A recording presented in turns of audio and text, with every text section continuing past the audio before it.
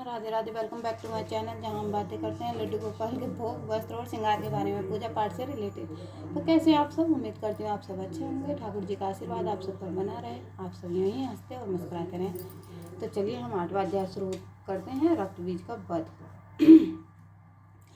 और अगर वीडियो आप लोगों को पसंद आ रही हो, ये कथा पसंद आ रही हो, तो वीडियो को लाइक, कमेंट और शेयर करते रहें। और हमारे अगर नए हैं तो चैनल को सब्सक्राइब करें बेल आइकन के साथ। बेल आइकन अवश्य प्रेस कर दें ताकि आने वाली वीडियो आप तक पहुंचती रहे। तो चलिए वीडियो शुरू करती हूँ।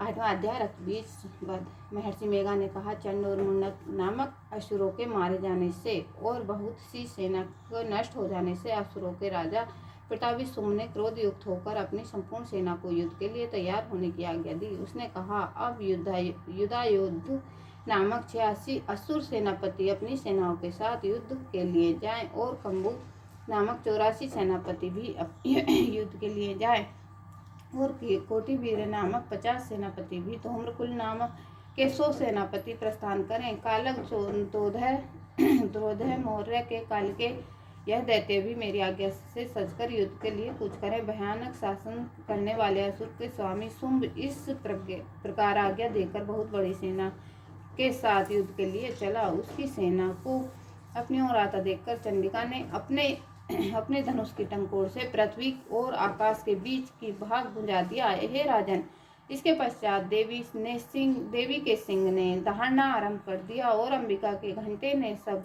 के शब्दों से ने उस ध्वनि को और भी बढ़ा दिया। धनुष की टंकोर, शेर की दहाड़ और घंटे के शब्द से पृथ्वी और आकाश के बीच का भाग गूंज उठा। उसके पश्चात ही देवी ने अपने मुख को और भी भयानक बना लिया। ऐसे भयंकर शब्द को सुनकर राक्षसी सेना ने देवी तथा सिंह को चारों ओर से घेर लिया।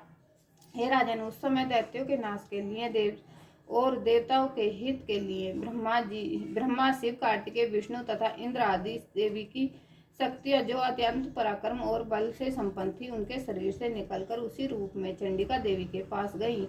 जिस देवता का जैसा रूप था, जैसे आभूषण थे और जैसा वाहन था, वैसा ही रूप, आभूषण, वाहन लेकर उन देवताओं की शक्तियां दैत्यों से युद्ध करने के लिए आई। हंस युक्त विमान में बैठकर और रुद्राक्ष माला तथा कमंडलू धारण करके ब्रह्मा जी की शक्ति आई। प्रसव पर सवार होकर, हाथ में त्रिशूल लेकर, महानाग का कंकण पहनकर और चंद्र रेखा से भभूषित होकर भगवान शंकर की शक्ति महेश्वरी आई और मोर पर आरूढ़ होकर हाथ में शक्ति लिए दैत्यों से युद्ध करने के लिए कार्तिकेय जी की शक्ति उन्हीं का रूप धारण करके आई। भगवान विष्णु की शक्ति गरुड़ पर सवार होकर शंख, चक्र, साड़, गदा, धनुष तथा खड़क हाथ में लिए हुए आई। श्री हरि की शक्ति बारह का शरीर धारण करके आई और नरसिंह के समान शरीर धारण करके उनकी शक्ति नरसिंह भी आई। उसकी गर्दन के झटकों से आकाश के तारे टूट पड़ते थे और इसी प्रकार देवराज इंद्र की शक्ति इंद्री भी ऐरावत के ऊपर सवार होकर आई। पश्चात इन देव शक्तियों से घिरे हुए भगवान शंकर ने चंडिका से कहा, मेरी प्रसन्नता के लिए तुम शीघ्र इन असुरों को मारो। इसके पश्चात देवी ने शरीर में से अत्यंत उग्र रूप वाली और सैकड़ों गिदड़ियों के समान आवाज करने वाली चंडिका प्रकट हुई। उस अपराजिता देवी ने धूमिल जटा वाले भगवान श्री शंकर जी से कहा, हे प्रभु, आप मेरे दूत बनकर शुंभ और निशुंभ के पास जाइए। उन अत्यंत गर्वीले दैत्यों से कहिए तथा उनके अतिरिक्त और भी जो दैत्य वहां युद्ध के लिए उपस्थित हों, उन सभी से कहिए कि तुम्हें अपने जीवित रहने की इच्छा हो तो त्रिलोकी का राज्य इंद्र को दे दो। देवताओं को उनका यज्ञ का भाग मिलना आरंभ हो जाना चाहिए। तुम पाताल लौट जाओ, किंतु यदि बल के गर्भ से तुम्हारी लड़ने की इच्छा है तो फिर आ जाओ। तुम्हारे मांस से मेरी अग्नियां तृप्त होंगी। क्योंकि उस देवी ने भगवान शंकर को दूत के कार्य में नियुक्त किया था, इसीलिए वह संसार में शिवदूती के नाम से विख्यात हुई। भगवान शंकर से देवी का संदेश पाकर उन दैत्यों के क्रोध का कोई आर पार न रहा और वह जिस स्थान पर देवी विराजमान थी वहां पहुंचे और जाने के साथ ही उन पर बाणों की और शक्तियों की वर्षा करने लगे। देवी ने उनके फेंके हुए बाणों, शक्तियों, त्रिशूलों और फारसों को अपने बाणों से काट डाला और काली देवी उस देवी के साथ आगे खड़ी होकर शत्रुओं को त्रिशूल और विदंग करने लगी और खटवाण से कुचलने लगी। ब्रह्माणी जिस तरफ दौड़ती थी उसी तरफ अपने कमंडल का जल छिड़क कर दैत्यों के वीर्य को बल से नष्ट कर देती थी। उसी प्रकार महेश्वरी त्रिशूल से, वैष्णवी चक्र से और अत्यंत कोप वाली कुमारी शक्ति द्वारा असुरों को मार रही थी। और इंद्री के बाजू के प्रहार से सैकड़ों दैत्य रक्त की नदियां बहते हुए पृथ्वी पर सो गए। वाराही ने कितने ही राक्षसों को अपनी थूथन से मृत्यु के घाट उतार दिया। दाढ़ों के अग्रभाग से कितने ही राक्षसों की छाती को चीर डाला और चक्र की चोट से कितनों ही को विदर्ण करके धरती पर डाल दिया। बड़े राक्षसों को नारसिंह गही अपने नाकों से विदर्ण करके भक्षण कर रही थी और सिन्हाद से चारों दिशाओं को गूंजती हुई रणभूमि में विचार कर रही थी। शिवदूती प्रचंड अट्ठास से कितने ही दैत्य भयभीत होकर पृथ्वी पर गिर पड़े और उनके गिरते ही वह उनको भक्षण कर गई।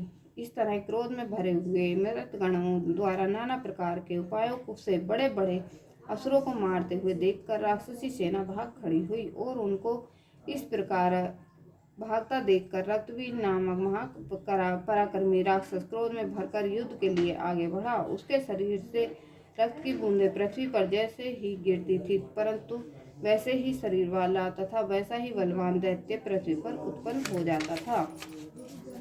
रक्तवीर गदा हाथ में लेकर ऐन्द्री से युद्ध करने लगा। जब ऐन्द्री शक्ति ने अपने ब्रज से उसको मारा तो घायल होने के कारण उसके शरीर से बहुत सा रक्त बहने लगा और प्रत्येक बूंद से उसके समान ही बलवान तथा महापराक्रमी अनेकों दैत्य भयंकर रूप से प्रकट हो गए। वह सबके सब दैत्य बीज के समान ही बलवान तेज वाले थे। वह भी भयंकर अस्त्र शस्त्र लेकर देवियों के साथ लड़ने लगे। जब ऐन्द्री के ब्रज प्रहार से उनके मस्तक पर चोट लगी तो रक्त बहने लगा और उसमें से हजारों ही पुरुष उत्पन्न हो गए। वैष्णवी ने चक्र से और ऐन्द्री ने गदा से रक्त बीज पर चोट पहुंचाई। वैष्णवी के चक्र से घायल होने पर उनके शरीर से रक्त बहा, उससे हजारों महासुर उत्पन्न हुए, जिसके द्वारा यह संपूर्ण जगत व्याप्त हो गया। कुमारी ने शक्तियों से, बाराही ने खड़ग से और महेश्वरी ने त्रिशूल से उनको घायल किया। इस प्रकार क्रोध में भरकर उस महादैत्य ने सम्मात्र शक्तियों को पर पृथक पृथक गदा से प्रहार किया और माताओं ने शक्ति तथा शूल इत्यादि से उसको जो बार बार घायल किया, उससे सैकड़ों महादैत्य उत्पन्न हो गए। और इस प्रकार उस रक्तबीज के रुधिर उत्पन्न हुए असुरों से संपूर्ण जगत व्याप्त हो गया, जिससे देवताओं को भय हुआ। देवताओं को भयभीत देखकर चंडिका ने काली से कहा, हे चामुंडे, अपने मुख को बड़ा करो। मेरे शस्त्रघात से उत्पन्न हुए रक्त बिंदुओं तथा रक्त बिंदुओं से उत्पन्न हुए महासुरों को तुम अपने इस मुख में भक्षण करती जाओ। इस प्रकार रक्त बिंदुओं कैसे उत्पन्न हुए महासुरों को तुम अपने इस मुख में भक्षण करती जाओ। इस प्रकार रक्त बिंदुओं से उत्पन्न हुए महादैत्यों को भक्षण करती हुई तुम रणभूमि में विचारो। इस प्रकार रक्त क्षीण होने से यह दैत्य नष्ट हो जाएंगे। तुम्हारे भक्षण करने के कारण अन्य दैत्य उत्पन्न नहीं होंगे। काली से इस प्रकार कहकर चंडिका देवी ने रक्त बीज को पर अपने त्रिशूल से प्रहार किया और काली ने अपने मुख में उसका रक्त ले लिया और तब उसने गदा से चंडिका पर प्रहार किया। प्रहार से चंडिका को तनिक भी कष्ट नहीं हुआ, किंतु रक्त बीज के शरीर से बहता हुआ बहुत सा रक्त बहने लगा। लेकिन उसके गिरने के साथ ही काली ने उसको अपने मुख में ले लिया। काली के मुख में उस रक्त से जो असुर उत्पन्न हुए उसने भक्षण कर लिया और रक्त बीज को पीती गई। तदंतर देवी ने रक्त बीज को जिसका की खून काली ने पिया था, चंडिका ने उस दैत्य को ब्रज बाण, खड़ग तथा ऋषि इत्यादि से मार डाला। हे राजन, अनेक प्रकार के शास्त्रों से मारा हुआ और खून से वंचित वह महादैत्य रक्तबीज पृथ्वी पर गिर पड़ा। हे राजन, उसके गिरने से देवता अत्यंत प्रसन्न हुए और माताएं उन असुरों का रक्त पीने के पश्चात उदत होकर नृत्य करने लगी। बोले साचे दरबार की जय, बोले माता रानी की जय, बोले दुर्गे माता की जय। तो ये संपन्न होता है 8वां अध्याय। तो चलिए मिलती हूँ मैं कल न्यू वीडियो के साथ। अगर आप लोगों को पसंद आ रहा है तो प्लीज़ लाइक, कमेंट और शेयर अवश्य करते रहें। जय श्री